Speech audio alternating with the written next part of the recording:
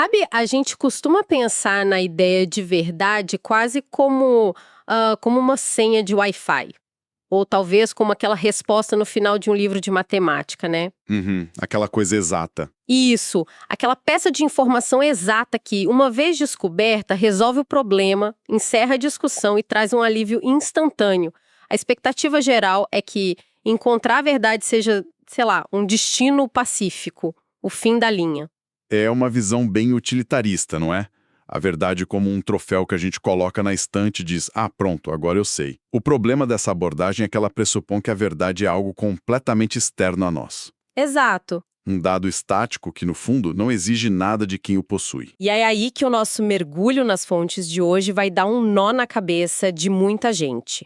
Porque a visão proposta aqui pega essa ideia inofensiva e a vira completamente do avesso. Hoje, a nossa missão nessa análise profunda é explorar um texto incrivelmente denso do Centro Espírita Vinhas do Senhor. Um material riquíssimo, aliás. Muito. O material foca em uma das frases mais famosas da história da humanidade, dita por Jesus Cristo no Evangelho de João. A famosa frase: "Conhecereis a verdade e a verdade vos libertará." Mas antes de avançarmos, é super importante traçar um limite claro para quem acompanha a nossa análise. O objetivo aqui não é fazer pregação religiosa ou validar dogmas de qualquer natureza. Nós vamos entrar nesse texto com uma lente puramente investigativa. Totalmente imparcial. Isso. Vamos dissecar as ideias à luz da doutrina espírita para entender como essa citação, que muitos encaram apenas como uma promessa mística... Quase como mágica, né? Exato, como mágica. É, na verdade, estruturada nesse material como um manual prático e quase brutal de psicologia e evolução pessoal. É uma arquitetura de pensamento fascinante que merece ser investigada por quem nos escuta. Ok, vamos desvendar isso. Porque o primeiro choque que o texto traz é tentar entender que tipo de verdade seria essa capaz de libertar alguém. Se não é a senha do Wi-Fi, se não é decorar fatos históricos, o que sobra? É a grande pergunta. Pois é. As fontes sugerem que a verdade não é uma série de fatos para ir bem numa prova, mas é mais como aprender a respirar debaixo d'água. É uma habilidade de sobrevivência interior. Essa imagem de respirar debaixo d'água é perfeita. E o que é fascinante aqui é estabelecer o cenário histórico que o texto descreve. Jesus estava no templo, e ele não estava falando apenas para opositores hostis, ou para uma multidão leiga. Quem estava lá então? Ele estava falando para ouvintes atentos, estudiosos, sacerdotes, pessoas que já conheciam as escrituras de cor e salteado. O problema daquelas pessoas não era a falta de informação. Nossa, então a equação de que saber os fatos é igual a ser livre quebrou ali mesmo. Exatamente. A falha ali era que a informação não havia se tornado uma realidade viva dentro deles. A verdade ali não era algo imposto ou limitado a dogmas religiosos da época. Tá, mas então fazemos uma transição lógica aqui. Se a verdade não é apenas um conjunto de informações decoradas, o que ela é exatamente nesse contexto?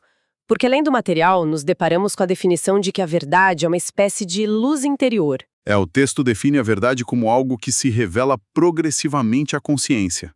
Não é um clarão que te cega de uma vez, sabe? Ah, entendi. E ela tem um poder muito específico, que é o de dissolver o que o material chama de sombras. Sombras. Tipo, o quê, exatamente? A ignorância, o orgulho e o egoísmo. O texto diz que são essas sombras que nos prendem às ilusões da matéria, que nos fazem sofrer à toa, basicamente. Essas sombras seriam como âncoras, então. E a força de elevação para sair disso seria a compreensão das leis divinas, mas confesso que ler sobre leis divinas pode soar incrivelmente abstrato para muita gente. Com certeza. Pode soar místico se não formos a fundo, mas o material detalha leis bem específicas: a lei de causa e efeito, a imortalidade da alma e o progresso contínuo. E por que isso importa tanto na prática? Porque ignorar essas leis gera um sofrimento totalmente desnecessário. Gera revoltas e equívocos na forma como a gente interpreta a própria vida. Pensa na imortalidade da alma. Tá. Se você acha que a vida acaba em 80 anos, qualquer tragédia é o fim absoluto. É um desespero sem tamanho. Claro, a perda é permanente. Mas se a lente muda para a imortalidade, o horizonte se expande. A dor não some, mas o evento passa a ser visto como um capítulo de um livro infinito. Mas peraí, deixa eu levantar um questionamento que acho que muita gente deve estar pensando agora. Conhecer essas leis não faz a dor desaparecer como mágica, certo? De jeito nenhum. Pois é. Se a gente pegar o detalhe da fonte, ela diz que esse conhecimento esclarecido permite compreender o sentido das provas e aceitar com serenidade os desafios. Uhum. Ou seja, se eu coloco a mão no fogo, saber a teoria não impede a pele de queimar e doer. É apenas uma mudança de perspectiva, não uma isenção dos problemas da vida. Você tocou no ponto central. Não é sobre ganhar um passe livre para não sofrer. O cérebro processa a dor de um jeito diferente. Quando se entende a causa e efeito, a reação natural de revolta, aquela de por que isso está acontecendo comigo, ela perde a força. Vira uma dor com propósito, tipo dor de academia, em vez de apanhar na rua. Ah, é uma ótima comparação. É a dor que ensina. Entender que os desafios têm um propósito é um passo intelectual super importante. Mas, e esse é um grande mas, as fontes dão uma guinada muito severa logo em seguida.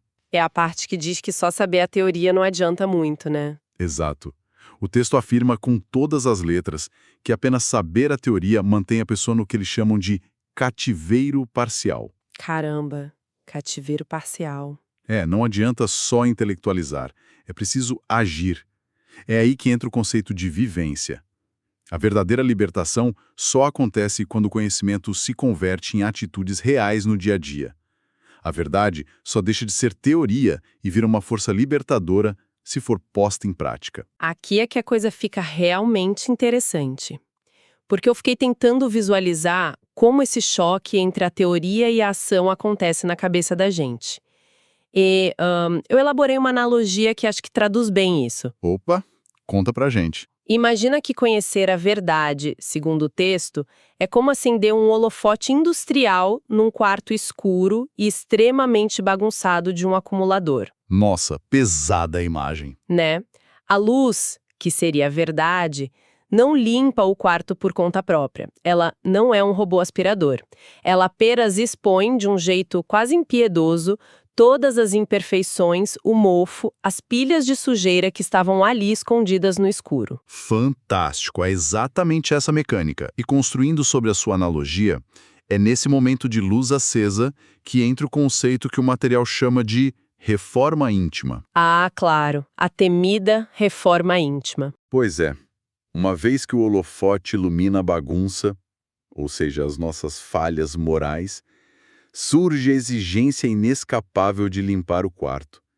E essa limpeza não é agradável. Envolve vencer o orgulho, disciplinar nossos piores impulsos, cultivar ativamente a humildade e desenvolver o amor. Dá muito trabalho. Dá vontade de apagar a luz e fingir que não viu. Muita vontade. A ignorância é um lugar muito quentinho e confortável. Nessa visão do texto, a verdade não é para te fazer cafuné. Ela não é confortável. Ela exige postura, ela transforma, e no começo ela incomoda demais. É revidar. Limpar o quarto seria, engolir essa vontade, olhar para a própria vaidade ferida e não reagir com ódio. É quase uma guerra silenciosa dentro da cabeça. Uma guerra exaustiva. Total. E aí a gente tem que fazer uma transição lógica importante agora. Se o processo de encarar a própria bagunça e mudar impulsos enraizados é tão árduo, tão exigente, qual é a recompensa final? Porque ninguém vai fazer essa faxina monumental à toa. Claro que não. E isso nos leva direto ao clímax do texto, o conceito de liberdade real. Porque a fonte destrói completamente a ideia comum que a gente tem de liberdade hoje, né? Normalmente a gente acha que liberdade é fazer o que quiser na hora que dê vontade, escapar das dificuldades, viajar para uma ilha deserta e não ter chefe. A liberdade de fuga. Exato, fugir dos problemas e das pessoas difíceis. Mas o texto define o espírito liberto de um jeito diferente. É aquele que vive as experiências da vida com total equilíbrio. Alguém que não se escraviza às paixões inferiores, tipo o ódio, a vaidade, a inveja. É uma liberdade imune ao caos externo. É isso, é uma liberdade interior e silenciosa. Ela é totalmente independente das circunstâncias externas. Ou seja, a pessoa pode estar no meio de um furacão, mas por dentro ela está em paz, porque ela não é refém do próprio destempero emocional. Isso é de uma potência incrível, porque tira o poder do ambiente e devolve para o indivíduo. E se conectarmos isso a um panorama maior, a gente extrapola essa conquista individual. Como assim, no nível da sociedade? Sim, o material faz essa ponte de forma muito categórica. A fonte afirma que a humanidade só se transforma de verdade porque mais e mais indivíduos se libertam dessa maneira individual e silenciosa. Ah, entendi. É de baixo para cima. Exatamente. A ignorância e o orgulho geram conflito coletivo, guerras, injustiças. Agora, a verdade compreendida e vivida por cada um de nós gera harmonia, justiça e fraternidade. O progresso moral da sociedade inteira é apenas um efeito colateral direto do esclarecimento prático de cada pessoa. Então, o que tudo isso significa para nós hoje? Porque isso desafia profundamente a nossa sociedade atual. A gente vive tentando resolver conflitos globais apenas com, sei lá, leis mais severas, tratados econômicos, debates intermináveis na internet, tudo externo. Tudo maquiagem externa. E a gente ignora que, segundo a fonte, a raiz de qualquer harmonia social possível é o trabalho moral interno e individual de cada um. Não dá para construir um prédio seguro usando tijolos que estão esfarelando, né? Perfeito. Se a base, que é o indivíduo, está corrompida pelo egoísmo, o sistema sempre vai ruir. Nossa, estou impressionada com a lógica férrea desse texto. Para a gente fazer uma síntese final dessa jornada. Partimos daquela frase famosa dita num templo antigo. Entendemos que a verdade não é dogma, mas sim uma lente que dá sentido aos desafios da vida, através das leis de causa e efeito e do progresso. Vimos que essa lente não nos poupa do esforço. Na verdade, ela exige uma ação incômoda, aquela dolorosa reforma íntima de que falamos. A limpeza do quarto escuro. Isso. E concluímos que a recompensa por esse esforço brutal é uma liberdade que não depende de quanto dinheiro temos ou se o mundo exterior está calmo. Uma liberdade que, ironicamente, acaba sendo a única coisa capaz de curar as feridas do mundo macroscópico. É um resumo cirúrgico e eu queria aproveitar para deixar uma reflexão final que expande o material original para quem nos acompanha poder ponderar durante a semana. Por favor. Se a verdade, como o texto nos sugere hoje, é uma luz fortíssima que expõe as nossas falhas mais feias, a nossa bagunça emocional e que exige que mudemos os nossos comportamentos de forma tão radical E doída, né? será que a maioria das pessoas no mundo hiperconectado de hoje está realmente buscando a verdade? Ou será que, lá no fundo, estamos apenas buscando validação intelectual nas redes e nos grupos sociais para continuar sendo exatamente como já somos, sem precisar mudar nada? Nossa, essa dói, mas é necessária. Porque se a luz incomoda, a tentação de procurar um abajur mais fraquinho é gigantesca. Pois é. Bom, nós agradecemos demais o tempo e a atenção de quem acompanhou essa imersão profunda nas fontes de hoje.